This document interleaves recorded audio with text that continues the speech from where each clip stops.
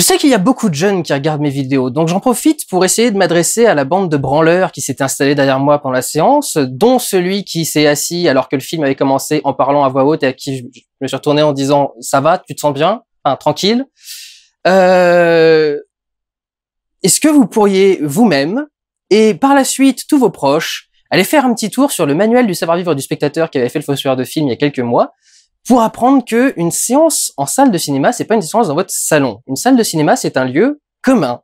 Vous allez voir un truc qui vous paraît privé, qui vous paraît fait pour vous parce que vous avez l'habitude de voir des vidéos Netflix dans votre salon et des trucs dans ce genre-là, ou des films que vous avez téléchargés ou des trucs dans ce genre-là, mais la salle de cinéma, c'est un lieu public. Les gens ont payé pour aller voir leurs films. Donc en principe, on ferme sa gueule pendant un film, surtout pendant un film d'horreur, parce qu'il n'y a pas meilleur moyen pour sortir les gens du film que d'avoir une bande de crétins derrière en train de chuchoter et de glousser à chaque fois qu'il se passe un truc. Surtout qu'eux, ils étaient particulièrement doués parce qu'il y en avait un qui s'amusait à glousser alors qu'il se passait rien, juste pour emmerder ses potes, dont un qui essayait désespérément de les calmer et qui n'a pas réussi pendant tout le truc. Donc voilà, essayez de respecter les gens qui vous entourent. Je sais que ça a l'air compliqué pour les gens aujourd'hui et pour cette génération en particulier, mais voilà, la salle de cinéma, c'est un lieu commun et on se respecte les uns les autres, donc on ne parle pas fort pendant le film. J'ai du mal à leur en vouloir, cela dit, parce que j'avoue, moi aussi, je me suis fait chier devant le film. On va donc y venir tout de suite. Mais je voulais venir faire passer ce petit message. It Comes at Night est un film réalisé par Trey Edward Schultz. C'est l'histoire d'une famille qui vit renfermée dans sa maison pendant qu'un terrible événement un terrible événement se déroule sur la planète et ils sont cloîtrés chez eux jusqu'au jour où un membre enfin quelqu'un débarque chez eux, sa famille aussi est dans le coin et a besoin d'aide, mais a aussi quelque chose à leur apporter. Donc la famille va débarquer et s'installer avec eux et tout ça va foutre un petit peu le bordel dans la routine qui est installée dans la famille. Et c'est à peu près tout. De temps en temps, les personnages vont sortir dehors, il va y avoir une petite scène qui fait un petit peu peur, mais sinon, tout est basé sur les relations entre les personnages, ce qui n'est pas un mal en soi, mais les enjeux qu'essaie de provoquer ce film tombent complètement à plat, c'est pas très intéressant, surtout ça a déjà été vu dans des milliers de films, et dans la plupart des autres films, c'est un élément à suivre pendant plein de choses intéressantes qui se déroulent autour. Là, tout est focalisé là-dessus, et je suis navré, mais non seulement j'ai du mal à comprendre quelles sont les leçons à tirer, mais en plus, je les trouve pas particulièrement intéressantes, ni neuves, ni jamais vues, parce que franchement, dès que le truc commence, tu sais ce qui va se passer, tu sais comment ça va se terminer, il y a une ironie à la fin, et tu vois même cette ironie l'avenir, et tu fais, je trouve personnellement qu'il y a pas grand chose d'intéressant à prendre là-dedans.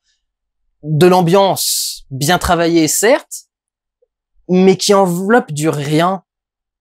Je trouve, enfin, rien d'intéressant, ok, et rien de très très neuf. Ce qui est le plus intéressant, c'est les visuels, la mise en scène, la réalisation. Il y a un travail des lumières qui est très intéressant et surtout des lumières avec des sources uniques, les lampes torches et les petites lampes à huile et des trucs dans ce genre-là. Mais en dehors de ça, je vois pas grand-chose de très intéressant à prendre là-dedans. Si vous vous attendez à avoir une explication aux événements qui se passent, il n'y en a pas. Je vous le dis tout de suite, c'est pas un spoiler, il y en a pas. Et j'ai envie de dire, le vrai problème, c'est que on voit même pas ce qui se passe. Et au final, cherchant désespérément des trucs à dire sur ce film, parce que vraiment, partant comme ça, je savais pas quoi dire. Enfin, j'avais pas envie de dire qu'il se passait rien. J'étais parti sur ça là-bas. J'allais dire, vous voulez un film où il se passe rien, voilà un film où il se passe 2 à 3 événements dans tout le film. Vraiment. Et donc voilà, pour moi, c'est un film où il se passe rien, mais il se passe quand même des choses, et je voulais quand même essayer de voir un petit truc. Je suis allé voir des interviews du réalisateur, et là, j'ai compris, mais en plus, j'ai été largué. C'est le mec commence et te dit, ce film est une remise en question des valeurs familiales. Et tu te dis, aucune scène de ce film ne remet en question les valeurs familiales. Les valeurs sociales, oui. Les valeurs familiales ne sont jamais remises en question. La famille, c'est le noyau dur du truc, c'est le truc le plus important, c'est le truc à protéger, etc., etc. Enfin, et les personnages se font toujours confiance dans la famille les uns aux autres. Donc vraiment, je sais pas où est la remise en question des valeurs de la famille.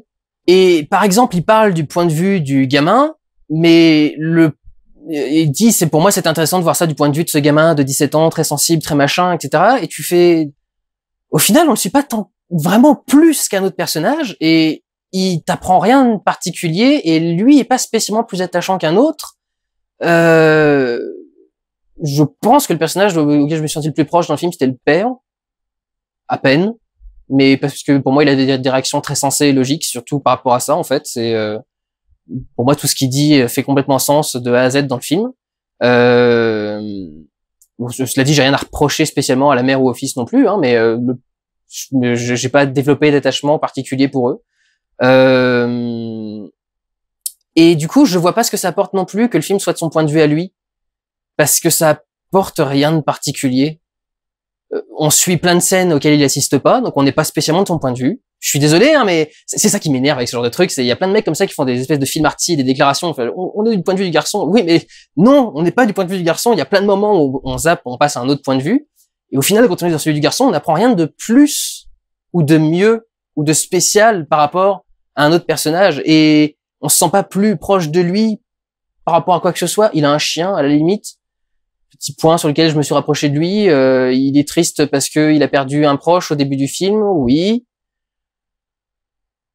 Et à part ça, il y a une histoire. À un moment, il a l'impression de tomber un petit peu amoureux de la nana, et on se dit ah, ça va peut-être être ça qui va foutre la merde. Non, ça revient jamais dans le film. C'est juste évoqué vite fait.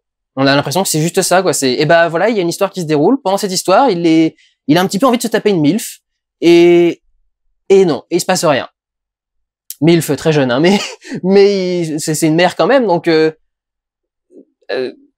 je vois, ça crée pas de tension en plus dans les relations entre les deux familles, c'est pas exploité dans le film, donc je vois pas à quoi ça sert. Et donc quand on est le fait d'être du point de vue du garçon, je vois pas ce que ça apporte de plus. Il écoute aux portes des fois, ce qui nous fait entendre certaines conversations, mais c'est pas spécialement pour ce prétexte-là qu'on va qu'on suit. Enfin, ça ne valide pas qu'on suit son point de vue à lui. Il y a quand même des scènes complètes où on suit le père, par exemple, qui part faire un truc avec l'autre père de famille, et au tout début, quand ils sont encore en doute, le gamin est pas avec eux, et on suit quand même tout ce qui se passe. Donc on n'a pas besoin du gamin pour savoir ce qui se passe. Son point de vue est pas spécialement intéressant, et on a d'autres points de vue qui nous racontent d'autres choses. Et ces autres choses amènent pas à grand chose. Et le personnage, enfin le réalisateur, du coup, pour en revenir à lui et à ses déclarations bizarres, dit je voulais qu'on puisse douter de ce qui se passe. Et le problème, c'est qu'il y a non pas un, non pas deux, il y a 3 groupes de personnages différents qui te prouvent ce qui se passe. Donc, ça, à aucun moment du film, tu te dis ça peut être de la paranoïa. Il peut ne rien se passer, il peut ne rien. Et c'est pour ça que c'est chiant de rien voir en plus. Au bout d'un moment, c'est un peu gonflant, mais parce que on va rien voir de particulier, et le film semble clairement essayer de te faire douter du truc, mais clairement il n'y a pas de doute. Tu peux pas avoir 3 groupes séparés de 130 km qui réagissent tous au même événement mondial en même temps. D'ailleurs, un truc qui est chiant, mais il y a aucune télé ou ni radio dans le film. Et on sait pas si c'est spécialement parce que ils en ont plus besoin, parce qu'il y a plus de signaux qui sont émis, ils l'allument pas. On n'en voit pas une d'éteinte, il me semble pas. On voit pas de télévision éteinte dans le film, on a l'impression qu'ils en ont pas du tout. Donc tu te demandes comment ils peuvent le savoir quand même, effectivement. Mais quand t'as 3 groupes séparés par 130 km qui réagissent au même truc, non. C'est clair qu'il se passe un truc et il n'y a pas de doute à avoir sur l'événement. Donc, le film se tire une balle dans le pied à tous les niveaux, je trouve, au niveau de ses histoires de point de vue, au niveau de son principe et au niveau de son histoire. Je trouve que c'est foncièrement mal foutu. Enfin, pour moi, c'est vraiment le trip d'un mec qui fait son délire et tu comprends pas ce qui se passe. Et j'y repense, mais du coup, en continuant à lire l'interview du mec, où est-ce qu'il a commencé à bosser, ce réalisateur? Avec Terrence Malick, qui lui a appris qu'il fallait faire ses films bien personnels et comme tu les vois, etc. Et oui, mais plus tu les fais personnels, plus tu les fais fermés, quoi. Et les gens peuvent pas comprendre ce qui se passe. Et Malick, du coup, il fait des trucs complètement mystiques. Donc, à la limite, tu rentres pas dans son délire, tant pis, t'as au moins des belles images. Là, le film, il est concret. Il y a très clairement un début, un milieu, une fin, un événement déclencheur, une résolution, des pivots dramatiques. Enfin, c'est très concret comme récit, quoi. Il y a pas de fantasme à avoir ou tout dans ce genre-là. Donc, à un moment, t'es obligé d'avoir une vision très cohérente et réfléchie de ton film. Tu peux pas laisser aller tes idées et faire ton film comme tu le sens, etc. Le mec a dit que le film évoquait des trucs qu'il y avait par rapport à sa famille, à lui, et tu fais, mais j'arrive pas à comprendre quel est l'élément vraiment à dénoncer dans le film. Les personnages prennent des décisions logiques à chaque moment, la plus humaine et logique possible. À chaque fois, ils essayent de prendre la solution la plus humaine et logique possible. Et tu sais que le côté humain les condamne à se faire niquer au bout d'un moment ou un autre, mais ça reste logique et humain comme décision. Donc je vois pas ce qu'il y a à prendre, enfin ce qui énerve, et je vois quel est l'enjeu, pardon, et je vois pas du coup en quoi la famille joue quelque chose là-dedans. Parce que je vous dis, les relations de famille sont presque jamais, ne sont quasi jamais un enjeu dans le film. À certains moments, il engueule son fils, il l'empêche d'aller voir certains trucs, il veut le protéger de certains trucs. Oui, mais pas tout le temps, pas à tous les coups. Il lui apprend aussi à faire d'autres trucs. Il est conscient qu'il faut le préparer à certaines choses. Et au final, c'est pas. Par exemple, si on parle de la protection, parmi les trucs qui sont dénoncés dans le film, c'est pas la protection qui a mis en danger la famille, par exemple. Donc, qu'est-ce qu'il y a à remettre en jeu exactement ? La protection du noyau familial, justement, a été un peu ignorée pendant le film, et du coup, il n'y a pas à remettre en question la protection du noyau familial. Tout le monde croit au noyau familial. C'est le dénoncer qui serait. J'ai vraiment du mal à comprendre. Enfin, vraiment, je vois pas quelles sont les questions que veut poser ce film. Et l'enjeu est pas vraiment l'horreur. Il y a de l'ambiance, mais clairement jamais d'horreur. Il y a clairement jamais. Il y a des séquences précises qui sont pas longues, qui font 1 à 2 minutes chacune. Et qui ont pour but de provoquer un certain sentiment d'angoisse ou d'appréhension, mais il y a jamais de payoff vraiment énorme, il y a jamais de moment où le cœur vraiment va tressaillir dans votre cage thoracique. Je pense que c'est pour ça qu'ils faisaient chier d'ailleurs les petits cons derrière. Mais c'est ça, il y a jamais vraiment un truc qui va te prendre au niveau de l'horreur. L'histoire, il veut jamais l'assumer parce qu'il te montre jamais rien, et les personnages, il y a vraiment rien de concret décrit par ces relations, quoi. Il y a pas de problème dénoncé particulièrement. Ils ont toutes les réactions logiques qu'il faudrait avoir, toutes les réactions cohérentes qu'il faudrait avoir, toutes les réactions humaines qu'il faudrait avoir. Ils ont vraiment rien fait de mal et rien fait de fondamentalement bien non plus, parce qu'ils ont toujours une appréhension enfin, derrière leur truc. Donc, je vois pas. Et c'est le problème de ce genre de film où les mecs sont dans leur trip, etc. Et je veux bien, on peut faire des films un peu délirants comme ça. Des fois, tu peux réussir à cerner ton propre truc ou un reflet de ce qu'ils ont, mais globalement, sur un film plus concret, au final, ça fait des films qui disent rien. Je comprends pas ce qu'il essaye de me dire avec ce film, avec cette succession de scènes, d'événements, de dialogues, de personnages et cette histoire, je comprends pas ce qu'il essaye de me dire. Je vois pas où est la leçon, la morale, l'ironie. Il y a une ironie vite fait à la fin, mais il manque un truc qui permettrait de vérifier cette ironie. Alors comment dire ça sans spoiler? Il y a des questions de contamination et on ne sait pas vraiment si la cible d'origine, celle qui est la cause des problèmes, était vraiment une cible, s'il y avait des raisons de la désigner en tant que cible. Donc, si on ne sait pas si elle pouvait vraiment être désignée en tant que cible, on ne peut pas savoir s'il y a une ironie dans la fin du film. Je pense que j'ai réussi à le faire sans spoiler. Voilà, c'est en ça pour moi, par exemple, que ce genre de film est fermé. Alors c'est Travis, le gosse de la famille, dans sa chambre, a une peinture, je sais pas laquelle, parce que j'ai pas une culture de peinture particulièrement étendue, mais ça a l'air assez médiéval au niveau de la représentation des perspectives et du paysage. Et c'est une représentation de l'apocalypse. Je crois qu'elle est connue parce que c'est la version où il y a des squelettes avec des lances, etc. Enfin bref, il y a une peinture qui représente l'apocalypse. Je sais pas ce qu'elle veut dire dans le film. Il y a une apocalypse qui se déroule dans le film, mais le film veut la mettre en doute. Mais il y a une apocalypse qui se déroule dans le film. Je peux voir ce rapport-là entre la peinture et le truc. Pourquoi est-ce que le gosse a une peinture de l'apocalypse dans sa chambre? Est-ce qu'elle était là avant? Est-ce qu'il l'a mis à partir de l'apocalypse? Et si c'est un autre sens à chercher dans cette peinture-là, je ne sais pas quel est le sens que ce réalisateur voit dans ce tableau. Et quel est le sens qu'il veut y mettre. Et vous voyez, c'est ce genre de films qui sont, pour moi, c'est ça, des films qui sont trop fermés. Des films où il faut que tu saches comment la personne voit les choses pour comprendre comment voir son film. Ce qui, pour moi, est une preuve d'échec. Parce qu'un film, c'est un point de vue. Et en principe, quand tu as partagé le point de vue du film, tu es censé avoir eu toutes les réponses, tous les éléments pour répondre à tes questions. Là, je sais pas en quoi le tableau répond à quoi que ce soit dans le film. Au fait qu'il y ait une apocalypse, oui, mais le film veut qu'on ait un doute sur l'apocalypse. Donc, qu'est-ce que ça veut dire exactement? Pourquoi c'est le gosse qu'il a dans sa chambre? Depuis quand, etc. Parce que ça change le sens s'il l'avait avant l'apocalypse ou s'il l'a toujours depuis. Et un dernier truc, du coup, qui me paraît inexplicable parce que le mec respecte pas ses propres codes et du coup son film ne veut plus rien dire. Depuis le début du film, le fils Travis a des séquences de rêves où il imagine des choses. Alors d'ailleurs c'est là que la plupart des choses d'horreur se produisent. C'est jamais dans le vrai monde, c'est quasiment toujours dans sa tête, quasi toujours dans sa tête. Et à chaque fois qu'il y a une séquence d'horreur, une séquence de rêve, d'horreur aussi du coup, mais de rêve, le cadre se réduit.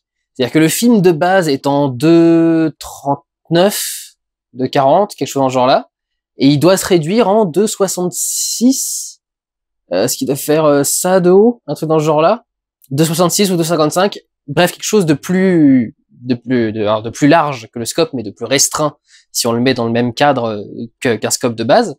Et à la fin, la toute fin du film, ces barres reviennent. Mais le gamin est pas censé être en train de rêver. En principe, dans le langage du film, dans les scènes qu'on voit, les scènes, enfin les barres n'arrivent pas à un moment où le gamin s'endort ou un truc dans ce genre-là. Et les barres restent jusqu'à la toute fin du film. Donc, je comprends pas, ça peut pas être un rêve, c'est pas possible. Je veux bien que ce soit peut-être ce que le film essaye de laisser entendre, que peut-être que ce soit que c'est pour sous-entendre qu'il a fantasmé un truc, mais alors je vois pas ce qu'il aurait fantasmé parce que la scène elle-même est assez triste et sombre et machin et fatale, donc je vois pas ce qu'il aurait fantasmé de plus dans la scène pour la rendre mieux. Et il n'est donc pas en train de dormir, donc ça peut pas être une séquence de rêve. Donc je comprends pas quel est le sens des barres à la fin, si depuis le début ça voulait dire être un rêve, et que la fin ne peut clairement pas être un rêve ou une projection ou un truc dans ce genre-là. Il y a une possibilité, c'est que, et alors c'est ça qui est chiant avec ce genre de film, l'artiste machin, c'est qu'il faut que peut-être que les barres arrivent en fonction de la tension ressentie par les personnages. Mais pourquoi afficher la tension ressentie par un personnage dans un de ses rêves? Déjà, ça induit en erreur n'importe quel spectateur, et ça rend le truc incohérent avec la fin. Et si c'est vraiment pour marquer de la tension, dans les rêves, ça a aucun sens. C'est pas de la tension réelle, c'est de la tension fantasmée, c'est pas celle-ci qui est intéressante à montrer. À moins que ce soit un des points du film, mais à ce moment-là, on rend des trucs tellement méta qu'en fait, il y a plus rien qui se passe dans le film. Enfin, je vois pas. C'est ce genre de truc. Oui, ça peut être attention, mais dans un rêve, ça me paraît complètement superflu, inutile et fait exprès presque pour perdre le spectateur, pour que le spectateur croit que que les barres indiquent les rêves et qu'en fait, ça indique pas les rêves, mais l'attention. Mais je trouve que la tricherie est tellement énorme est tellement grosse, vulgaire et grossière que j'y arrive pas. Enfin, j'arriverai pas à accepter une tricherie comme ça dans le film. D'essayer de faire croire que parce que les séquences de rêve, elles servent du coup que de faire valoir. Elles sont là pour mettre des séquences d'horreur parce que sinon il y en a pas, et pour perdre le spectateur qui voudrait savoir ce que veulent lire les barres noires. Dans un cas comme dans l'autre, aucune explication ne me convient, et c'est pour ça que j'ai beaucoup de mal avec ce film.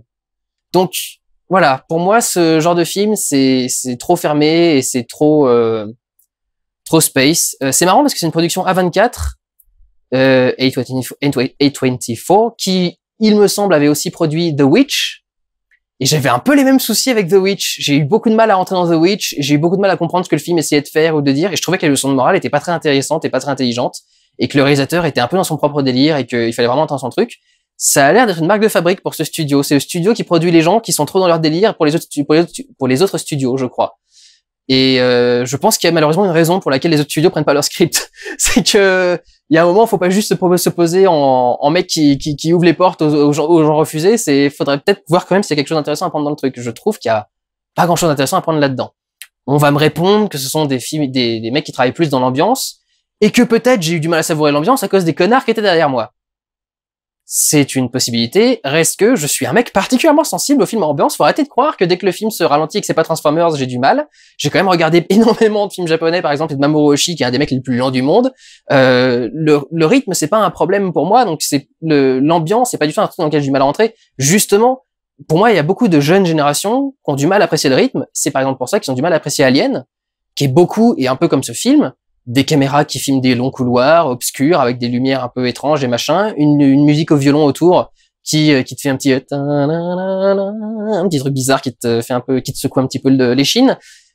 Malheureusement, tout ça, ça a du mal à passer sur un public plus jeune. Effectivement, quand on voit l'attention qu'ils ont pour un film, tu comprends que l'ambiance, c'est un truc qu'ils ont du mal à recevoir. Je pense pas être dans ce problème. Et malgré des petits cons, j'ai déjà réussi à rentrer dans d'autres films d'horreur et à me faire marquer par l'ambiance si elle est réussie. Là, je trouve vraiment que c'est de l'ambiance presque pour l'ambiance, parce que toutes les scènes sont assez noires et d'autres sont en pleine lumière, donc il y a vraiment aucun doute à avoir. Ça s'appelle It Comes at Night. Il y a jamais un seul moment où il y a vraiment un gros enjeu pendant une nuit. À chaque fois, c'est un petit truc qui se résout super vite. Donc l'horreur a du mal à s'installer parce que tu sais même pas de quoi tu dois avoir peur. Le truc le mieux fait, c'est l'éclairage, les lumières, parce que effectivement, les scènes où t'es de nuit avec juste une lampe torche pour t'éclairer, pour un joueur de Silent Hill en plus, c'est ce qui fait le plus peur. C'est la lampe torche qui éclaire pas vraiment jusqu'au bout, donc tu sais que si un truc court vers toi, tu le verras pas avant 2 mètres avant, et donc ça peut t'angoisser, etc. Donc c'est ça qui crée l'angoisse, c'est la façon de filmer le truc. Et je reconnais, en termes de réalisation, c'est vachement bien fait. Mais en tant que film, je trouve que ça a du mal à nous porter, et je trouve que petit à petit, plus le film avançait, et malgré les gosses derrière, dont je peux faire abstraction au bout d'un moment, plus le film avançait, plus j'étais détaché de ce qui se passe. Plus j'étais détaché de ce qui se passe. Et du coup, ouais, je pense vraiment qu'il y a un problème dans ce film. Je suis navré, je pense qu'il y a un problème dans ce film, c'est pas terrible. Je trouve pas que ce soit sensationnel. Alors c'est annoncé comme un chef-d'œuvre. En même temps, en ce moment, chaque film d'horreur est annoncé comme un chef-d'œuvre. Mais non, enfin, je trouve qu'il y a pas grand-chose d'intéressant à prendre là-dedans. C'est trop simple, trop convenu, trop radin. Il y a pas assez de payoff pour l'angoisse et la peur qu'il essaie de faire monter, et pas assez bien écrit. Parce que je trouve qu'on a vraiment du mal à s'attacher spécialement à ces personnages, à voir spécialement un point de vue, à voir spécialement une leçon. Et pour moi, c'est un problème d'écriture, principalement. Donc voilà, en ce qui concerne mon avis sur It Comes at Night. Prenez soin de vous, allez voir des films. Ciao!